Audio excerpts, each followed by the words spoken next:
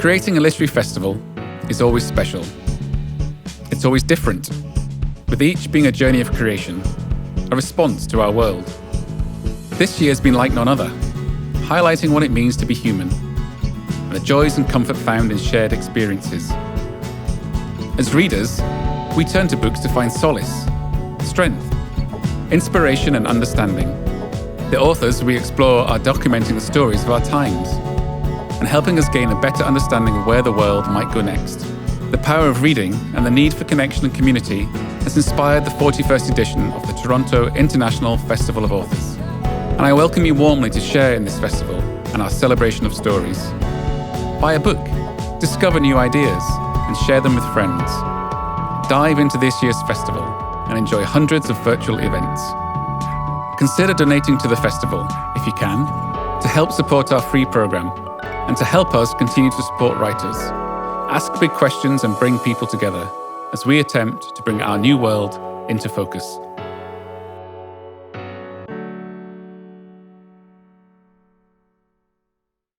We respectfully acknowledge that words and ideas have been shared on this land for thousands of years. The land on which we operate has been occupied by the Anishinaabe, the Haudenosaunee, and the Wendat peoples, and is covered by Treaty 13 with the Mississaugas of the Credit First Nation. It is part of the Dish with One Spoon territory and is still home to many Indigenous people. We pay our respects to their elders past, present, and emerging. We thank those who have cared for the land and are sharing it with us. We are grateful to be here, connecting with others in the celebration of stories. I'm Hal Wake, and welcome to the reread, The Meeting Point by Austin Clarke. In partnership with the Writers' Trust of Canada, we're pleased to present 5 digital book clubs within the 2020 festival. These match a contemporary writer with a work from our past that has cultural significance, and we hope over the next 45 minutes to gain insight into a significant artist and a significant work. From both a fellow practitioner, another writer, and from you, the audience. So that's the cue to let you know that there is a chat button at the bottom of your screen, at the bottom of the image. And if you have any questions that you'd like to ask, please send them along that way and we'll work them into the conversation. It's now my great pleasure to introduce Olive Senior, who will be presenting The Meeting Point by Austin Clarke. Olive Senior is a Jamaican writer who's made Toronto home since 1993. She's written 18 books, including poetry, fiction, nonfiction, and children's books, with publishers in the US, Canada, England, and Jamaica. In 2005, she was awarded the Musgrave Gold Medal for her contributions to literature in Jamaica. Please welcome Olive Senior. Hello. Hi, Olive. Hi, Hal. How are you? I'm pretty good. We've had some technical challenges in setting this up, and I'm sure you're a little breathless. So I'm actually going to give you a little warm up and we're going to ease into this. And I'm going to start actually with you and your website. And you describe yourself as a traveler, a seeker, and you have an aphorism. And it starts with, but if crab. And I wonder if you could just say that for me. It's a Jamaican saying, if crab no walk, it must see world. In other words, if the crab doesn't travel, it won't see the world.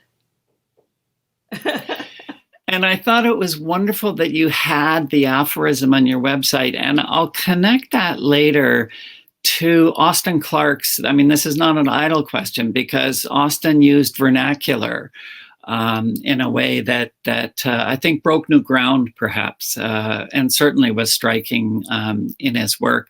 But let's go back now and start with The Meeting Point, which I confess, I've read a fair amount of Austin Clarke. I hadn't even heard of The Meeting Point. Yeah, it was one of his early, I think it's his 3rd book, and it's actually one of a trilogy. And so this book ends rather abruptly, but you can follow the characters on for 2 other books. that he wrote after this one. So yeah, but it is his. He probably wrote this maybe in his 20s or early 30s. He came to Toronto in 1955, I think, and he was born in 1934. And this book was published in 1967. Yeah. So it was, but very, very interesting to see his interests at the time, which never were unwavering, about the immigrant community, but also the way he was able to use language and how bold he was really as a writer at this early stage of his career. The trilogy that you referred to is called, I think, the Toronto series. Is there any significance to do you have to read all three, or does it help to read all three? I have to confess, I haven't read all three. The next one in the series is called Storm of Fortune, which was published in 1973, and the other one is The Bigger Light. And they do deal more or less with the same characters. So I'm hoping that once people have read The Meeting Point, they will be sufficiently interested to want to know more about Bernice and all these other people. And I myself, I hadn't read The Meeting Point for a long time. I just reread it. And now I'm going to go and find these other books in the series because I do want to follow them and follow their lives. Isn't it?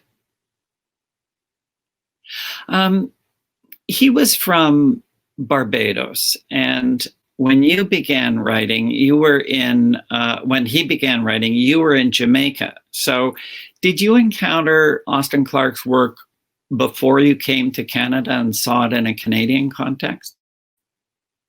I might have encountered him in conferences in England and so on. So I was aware of him as a name, but I hadn't really read. I'm not sure that, maybe I'd read his short stories and so on. But at that time, I was very focused on, when I first started writing, I was very focused on England because this is, as a British colonial, we were all looking to England to get published, etc. So I didn't really get to know how important Austin Clarke was until I came to Canada. Was known as a Caribbean writer and known in the Caribbean before he really made an impact in Canada. Is that fair?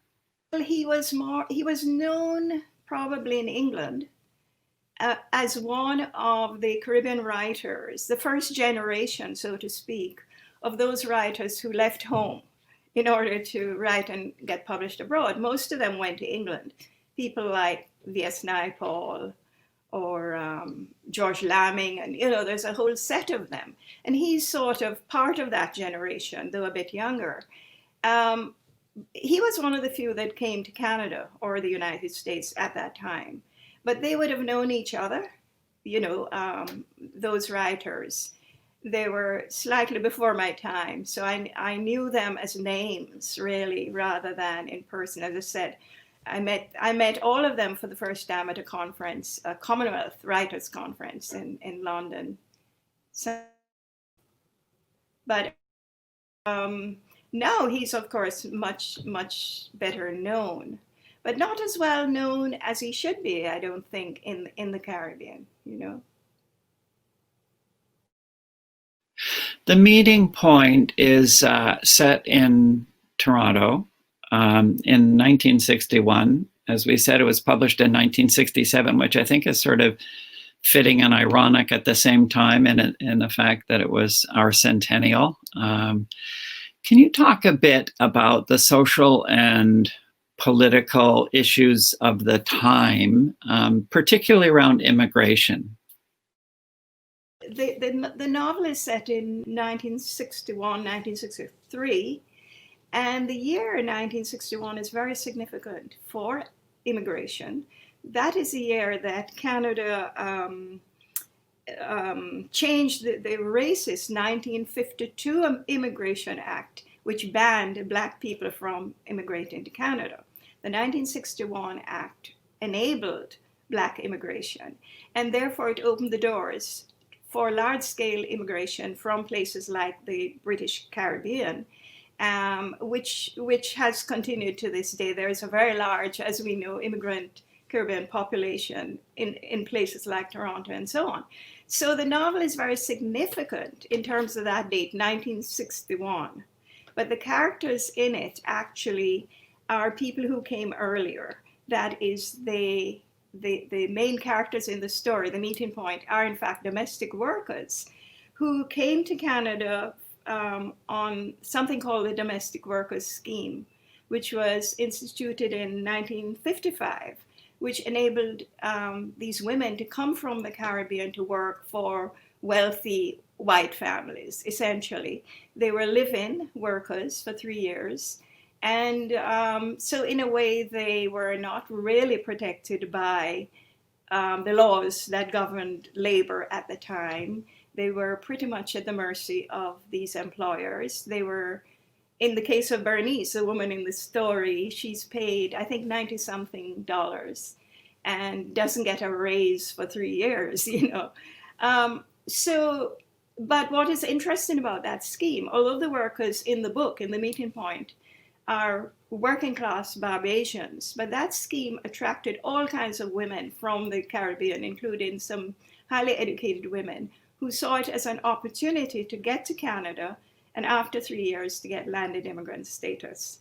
So, but in the case of this book, it is dealing with a very narrow band of immigrants. These are very poor Black people from Barbados, both the men and the women in the story. But the story is significant and very timely 60 years later, because we're at a moment in time in Canada where I think for the first time we're beginning to have an honest discussion about race, racial issues, racism, the policing of the Black bodies and so on. All of this is coming out in 2020. In a way it has not done before, because I think the whole Black Lives Matter movement has given a platform to people to speak openly, which people have been afraid to do before. And so for the first time, I think we're having a real discussion about race and racism in Canada. But there is an open discussion of race and racism in this book because it is seen through the consciousness and the eyes of the Black characters in the book. A couple of times you've referred to, and certainly I've read about a number of characters. So it's a number of women who are working, I think, in North Toronto as maids and housekeepers and so on. And you've mentioned Bernice. Does the action revolve around particularly one character, or is it that the series, the group of women? It's the central character is Bernice, the maid who works for a Jewish family called the Burnhams in a wealthy Toronto suburb.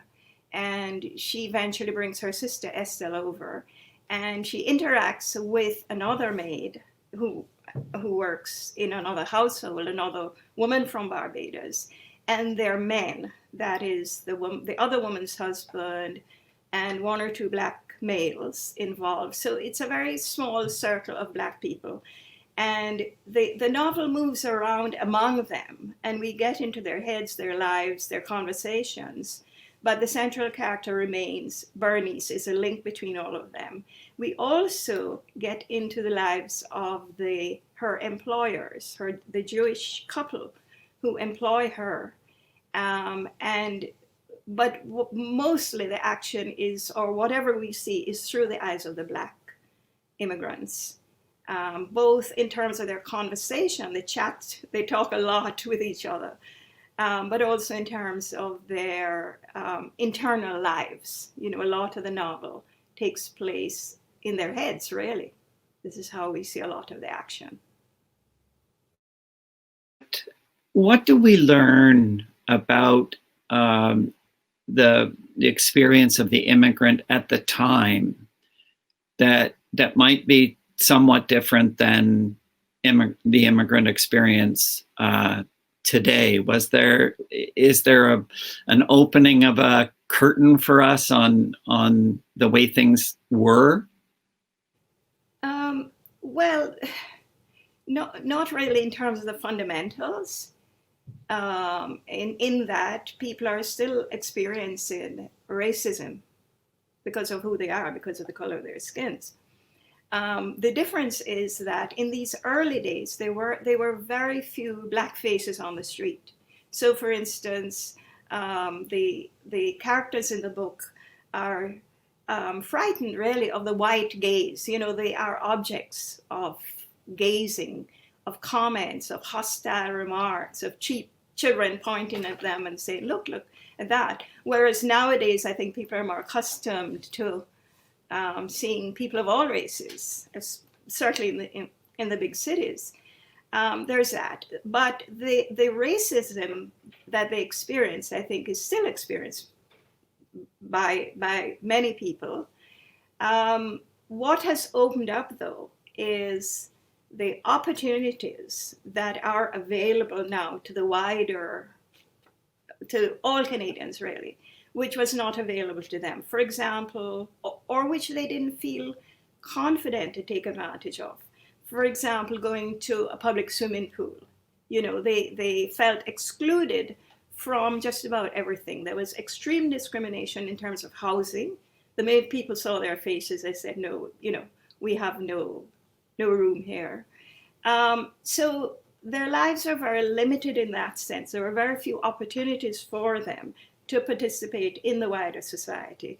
And part of the problem that comes up in the book is that they didn't know how to participate, how to take part in that wider society, which was not really very welcoming. I don't know whether you've heard this, run into it. Austin Clarke was sometimes referred by some people as the angriest Black man in Canada, or the angriest man in Canada. And I think it was referring to his, at the time, refusal to be quiet about various injustices that you've described faced by immigrants, particularly Black immigrants. Would you call this an angry book? Well, I guess it is, but because the characters are angry. You know, these are people who are fenced in, who have left home hoping for better opportunities. They left home because they wanted a better life. They were poor and had very few opportunities. The characters in the book, these are not educated people.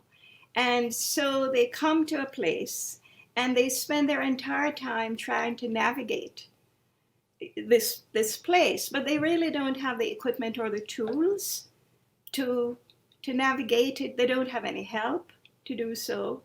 And so they're thrown back on their own devices, their own thoughts, just talking to each other in this little circle. And it's interesting because they keep going around in circles. 1 minute, Canada is just the greatest place on earth. The next minute, it is the worst place on earth. The same with the place they left. And they operate the same way in terms of their employers, in terms of the people out there. So I guess it's angry in that sense, in that these are people trapped by their environment and trapped by their own inability to find a way to a better life. Though I have a feeling that the trilogy enables some of them, you know, shows us how some of them break out of that pattern. But I wouldn't say it's angry, I would say it's tragic. You know, the lives of all the people in this book are constrained, including the Jewish couple, the employers who are wealthy people, but they too suffer from, I think, an anxiety about belonging. Because of course, up to a certain point in time, Jews and Eastern Europeans were not welcome either.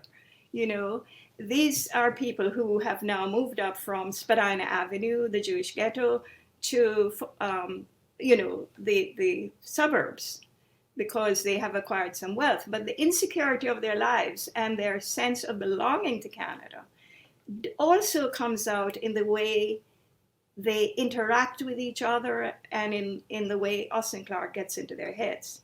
So I wouldn't say it's angry, but I would say that it is extremely honest and searing. He leaves no stone unturned. I mean, this is a book that might offend some people because of both the language and the activities that he describes, and even the conversations between the West Indian men, would be quite disapproved of by some readers. But the point is, it's a novel in the realistic tradition, and he is showing the authentic people and the way they were thinking and acting and so on at that time. So we need to accept it as an authentic reproduction of people's lives in, at that moment in time.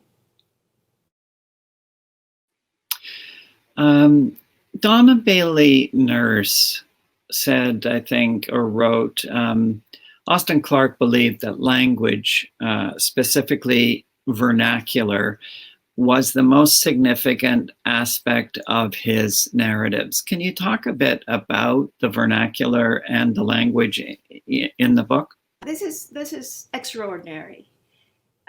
This is a book in which not much happens. What I mean is there isn't a strong plot. It's 3 years of people going round and round, but at the same time, it's never boring. You want to keep turning the pages, precisely because he had such a grasp of language and how to use language as a tool. A lot of the novel, as I mentioned, is either in conversations or dialogues or conversations among people, or it is taking place inside people's heads. Berenice, the main character, does this a lot.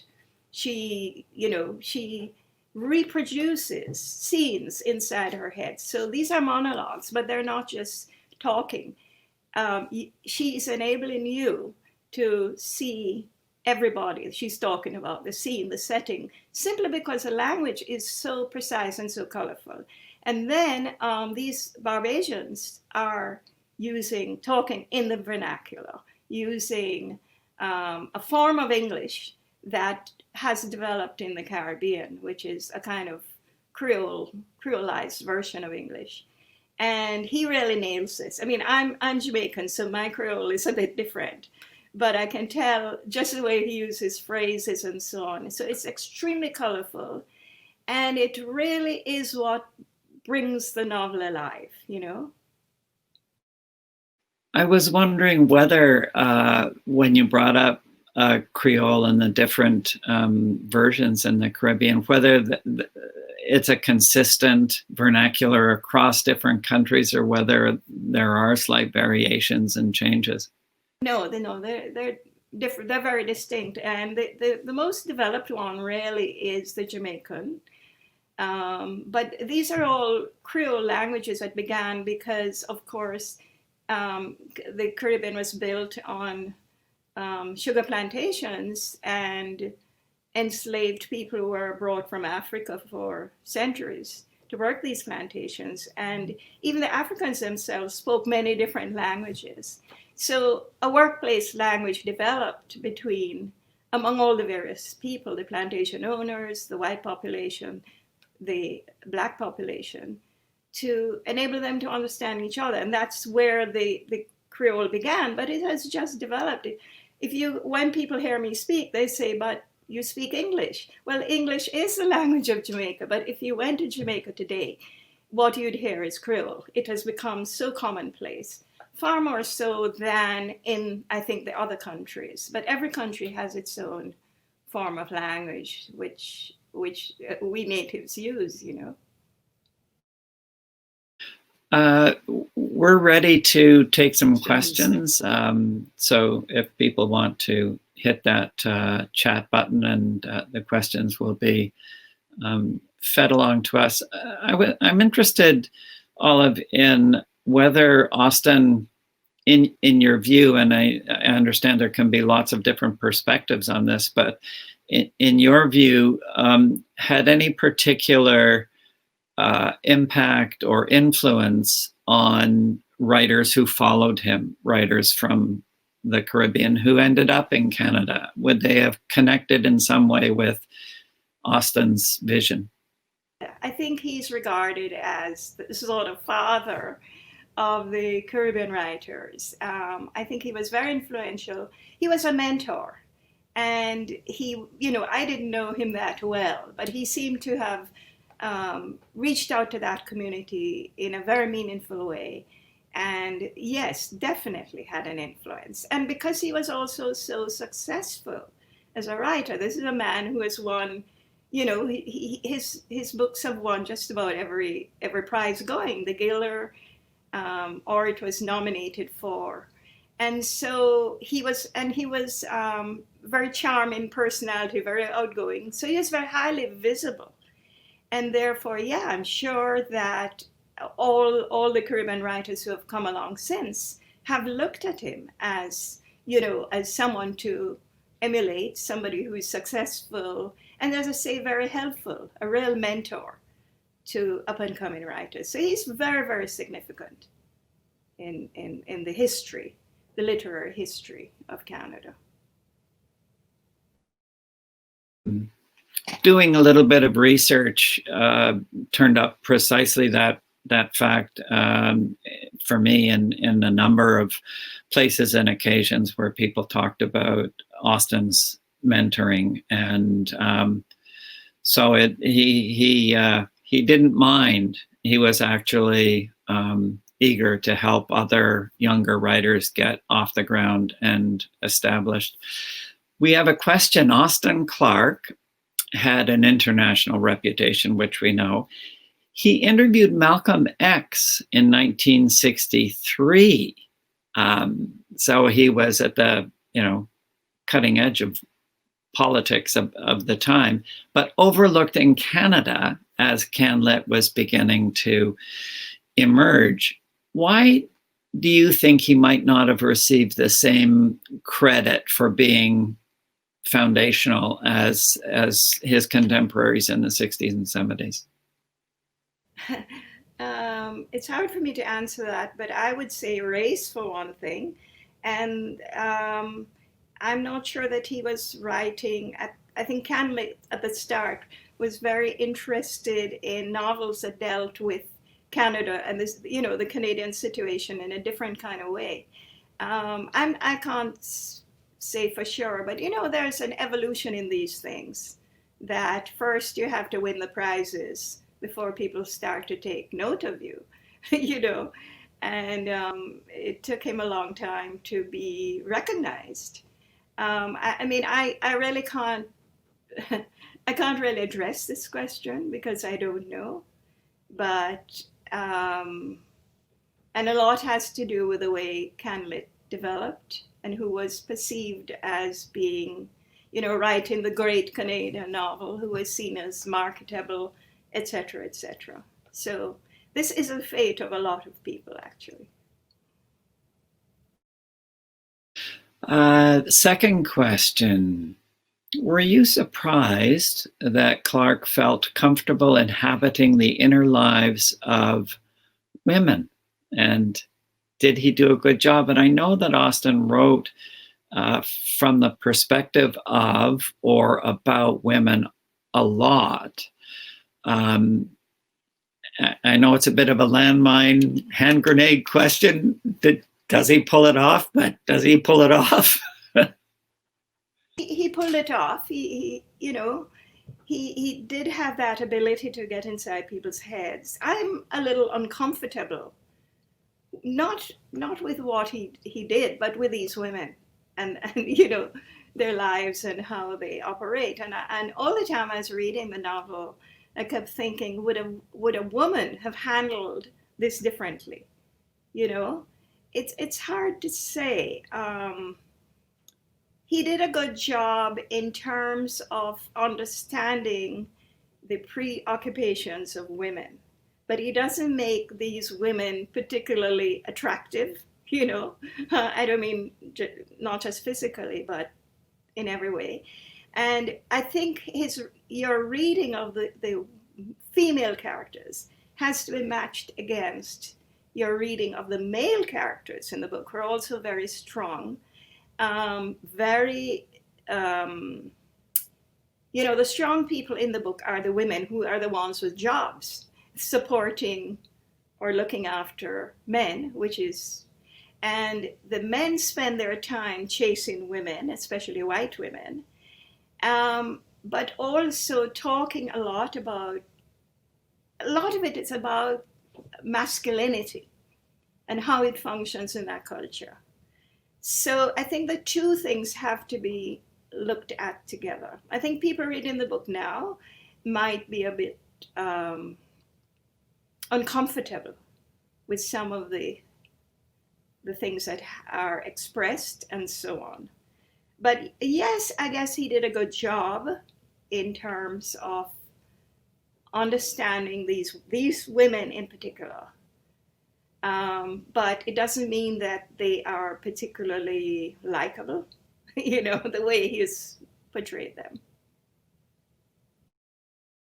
We've reached the more or less the end of our time, so I'll just maybe circle around and back to the origin of this series, which is looking at older works and their contemporary interest and value.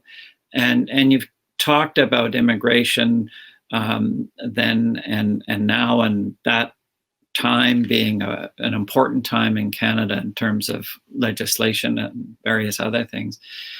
What makes it, I mean, I'm so glad to hear you say you're going to go back and read the other two. So you've been sufficiently, your appetite has been whetted. Yeah. So what's the main reason to go back to this book? There has been a lot of conversation in Canada over the years about multiculturalism and the integration of the races and so on and so forth. And it's only at this moment in time where there's been this explosion of people talking about racism in Canada that we realize that, a lot of this has been sort of papering over the cracks. In other words, there's been no meeting point here. Not yet. And so why I think this is important is because it is an unvarnished, honest account of how Black people feel about these things, their own feelings. Whereas usually what happens is people are not too willing to express their feelings openly. Even in the book, the Black women talk to each other, or men and women, but they don't when it comes to their employers or white people. They are mute, or they're silent about these things. And I think this is what has happened all along over these 60 years. We haven't really been having the conversation that we should be having. People haven't been angry enough to have the conversation. But now we're beginning to have the conversation so that the meeting point is a place to start to witness the honesty of how people feel, how Black people have been feeling about their situation, and what it is like to be a Black person in a white society which doesn't value you, doesn't honor you, that looks upon you as an object and so on. As I say, a lot has changed. We know a lot has changed. But we need to get to the root causes of racism in order to understand it properly, and also to have that real meeting of where everyone in Canada can say, I am a part of this great nation. I feel comfortable in this meeting place, for all of us. What a perfect way to end this conversation, and that you cleverly brought it around to the meeting point.